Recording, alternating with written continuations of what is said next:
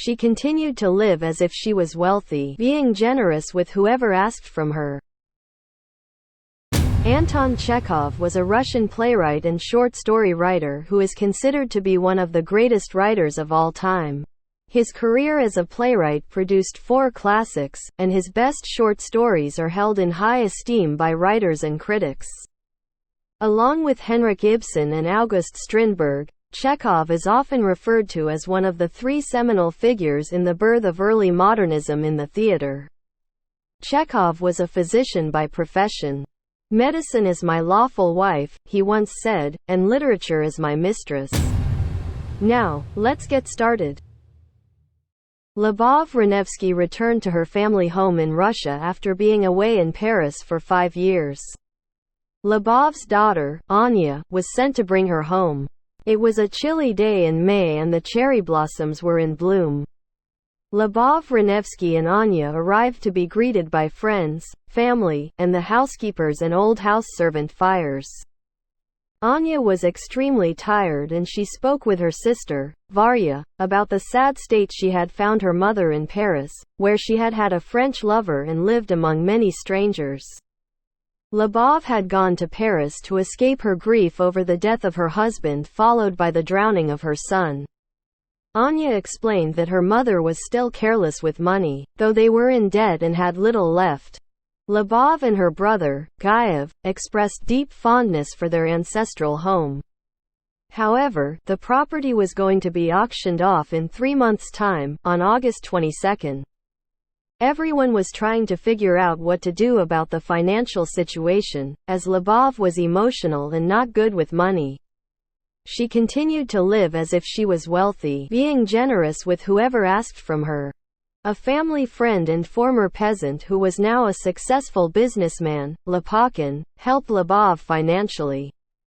He insisted that the solution to the family's financial troubles was to rent out the land by the rivers and the cherry orchard so that villas could be built there. The income from the rent would grant the family great financial security. However, Lyubov was reluctant because it would have required demolishing the house and the grand cherry orchard. On the other hand, Lyubov's sentimental brother, Gaev, proposed reaching out to wealthy friends and a wealthy aunt for money to save the estate. Lyubov, Gaev, and Lopakhin appeared arguing about what to do with the estate. Lopakhin grew increasingly frustrated with Lyubov for not agreeing to portion off her land and rent it out for new construction. Lyubov and Gaev both couldn't fathom selling their precious home to have villas built on the property. Lyubov admitted that she was terrible with money and had been continuing to give and spend thoughtlessly. She despaired over her situation and the sins of her past, revealing that her husband had died of alcoholism and just after, she had fallen in love with another man. She saw it as her punishment that her son had drowned in a river soon after her husband's death. Lyubov had gone to Paris to care for her lover who had fallen ill, and had been so tired out by him that she had tried to poison herself. Peter Trofimov arrived and gave long speeches about the Russian intellectuals and aristocrats who simply talked about what was going on but were lazy and did not actually take action. He criticized implicitly those who are possessed of great wealth without working like Lyubov. He stressed the importance of hard work to move the nation forward. August 22 at a final party at the house. It was attended by the Ravenskys, the house help, Pishin, Trofimov, and government officers. Lyubov was worried because her brother was not back yet. She thought that his endeavors to borrow money from their aunt to buy their family estate had failed. Varya tried to assure her that their grandmother had sent money for their uncle to purchase the estate, but Lyubov said that she had not sent nearly enough. Trofimov teased Varya by calling her Madame Lopakhin, and the conversation turned again to Varya and Lopakhin's marriage. Varya reminded her mother that it was up to Lopakhin to propose, and he had never even taken the idea of a relationship between them seriously. Varya ran off upset due to Trofimov's comments. Lyubov asked Trofimov to ease her anxieties and he suggested she had to face the truth with clarity. Lyubov told Trofimov that she had lost her clarity and what she hanged on to was this house and this cherry orchard, where her entire family had lived and her son had died. She asked Trofimov to have pity on her and he said that he did sympathize. A telegram fell to the floor and Trofimov picked it up.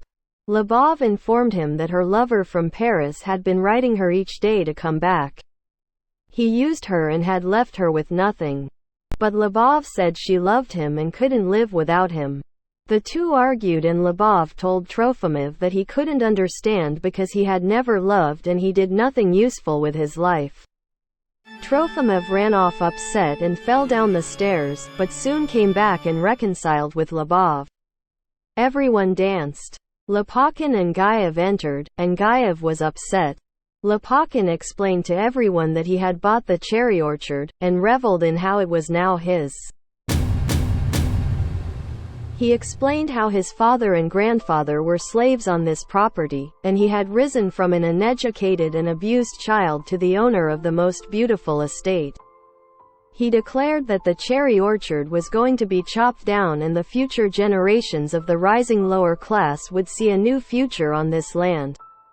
Lyubov was seen weeping along in the drawing room. Anya kneeled before her as she cried and assured her that she would one day smile once again. It was the day that everyone was leaving and moving out. The family was collecting their things. Lopakhin was leaving the house at the same time as the family, as he was going to work in Kharkiv until the spring. Anya was going off to school, and Lyubov was going back to Paris. Gaev was going to start a new job as a bank official. Lyubov worried that Varya would have nothing to occupy her now that the house had been sold. She reminded Lopakhin that she had wanted him to marry Varya. Lopakhin replied that he was not sure why he had not proposed to her but that he would do so straight away. Lyubov called Varya into the room and she announced that she was moving to look after another family's house. Lopakhin said that he had lots of business to do and did not propose. Everyone except Lyubov and Gaev left the house. When no one was around they embraced each other and wept over the loss of the estate.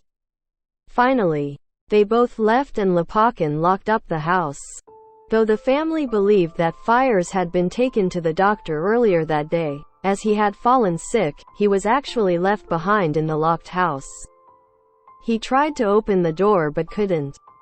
He mumbled to himself about being forgotten and lied down to hear the sound of the cherry trees being chopped down in the distance. Please subscribe to my channel. We're gonna show you world masterpieces in about 15 minutes with manga. Manga is Japanese-style comics that is easy for everyone to understand. We're sure that you can grasp the context shortly. See you next time.